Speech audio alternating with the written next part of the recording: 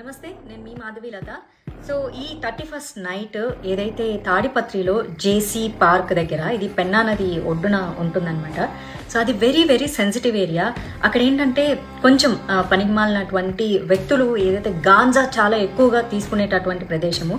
అక్కడ ఈ మహిళల కోసం న్యూ ఇయర్ నైట్, దయచేసి నేను మహిళలందరికీ రిక్వెస్ట్ చేస్తున్నాను, మీరు రాత్రి 1 గంట వరకు అక్కడ మీరు న్యూ ఇయర్ సంబరాలు చేసుకొని తిరిగి మీరు మళ్ళీ ఇంటికి వెళ్ళే ప్రక్రియలో మీరు వాడేటటువంటి ట్రాన్స్పోర్ట్ 2 వీలర్ అవ్వచ్చు, ఆటో అవ్వచ్చు, కార్ అవ్వచ్చు, లేక ఏదైనా అవ్వచ్చు, దారి మధ్య మార్గంలో ఏమన్నా జరిగితే ఎవరు మీ సెక్యూరిటీకి రక్షణ కల్పిస్తారు? ఏం జరుగుతుంది అక్కడ? సో కాబట్టి ఈ మహిళల సేఫ్టీ అనేది చాలా చాలా ఇంపార్టెంట్.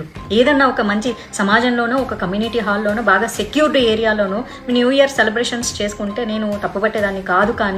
కానీ ఎక్కడైతే ఈ డేంజరస్ జోన్ ఏదైతే ఉందో, బాగా ఇలాంటి గాంజాలు ఎక్కువగా తీసుకునే ఒక యువత ఎవరైతే ఉన్నారో, ఒక పోకిరి బ్యాచ్లు బాగా ఉండేది, అది కూడా 31st నైట్ అక్కడ చాలా చాలా హంగామా, తాగుతారు, గాంజా కొడతారు, ఇంకేమైనా మత్తులో మళ్ళీ మహిళల మీద ఏదన్నా పొరపాటుగా జరిగితే మీ జీవితానికి ఎవరు సంరక్షకులు? పోలీసులు ఎంతవరకు సెక్యూరిటీ ఇస్తారు 31st నైట్? దయచేసి దీనికి అటెండ్ అవ్వకుండా ఉంటే చాలా చాలా బాగుంటుంది. ఈ 31st నైట్ పేరుతో ఈ తాగడాలు, తిరగడాలు, రకరకాల బ్యాచ్లు, ఎన్నో రకాల మానభంగాలు, ఎన్నో రకాల కిడ్నాప్లు అన్నీ జరిగే అవకాశాలు ఉంటాయి.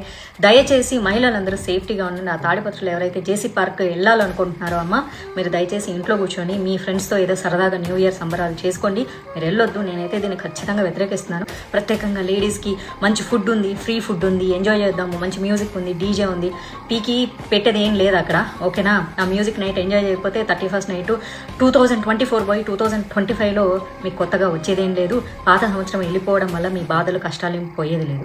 మీరు ఏదైనా చేసుకోవాలంటే సరదాగా మీ ఫ్రెండ్స్ ఇళ్లలోనో, మీ ఇళ్లలోనో, మీ కమ్యూనిటీలోనో సేఫ్గా ఉండేటట్టు చేసుకోండి.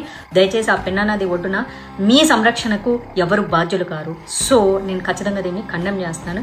Ladies, be safe. మంచి అమ్మాయినైనా పెట్టకూడదా? దానికే పేరు లేదు. అదే మా ఊర్లో ఒక 2 నెలలు సినిమా షూటింగ్ చేసినారు. నన్ను పర్మిషన్ అడిగినారు. గాయత్రిది మా లెక్చరర్ ఇల్లు చూసినారు, మా సూర్యమణి ఇండ్లు వాడినారు.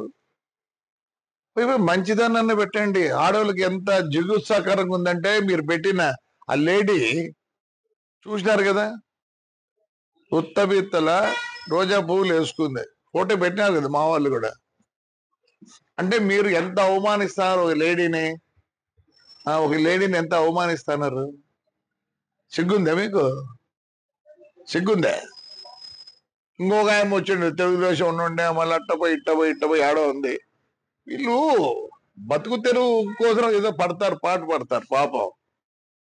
అలాంటి దాంతో మా ఊరు మహిళలని మీరు చెప్పిస్తారా? మీకేం లేదా? నీతి నియమం లేదా?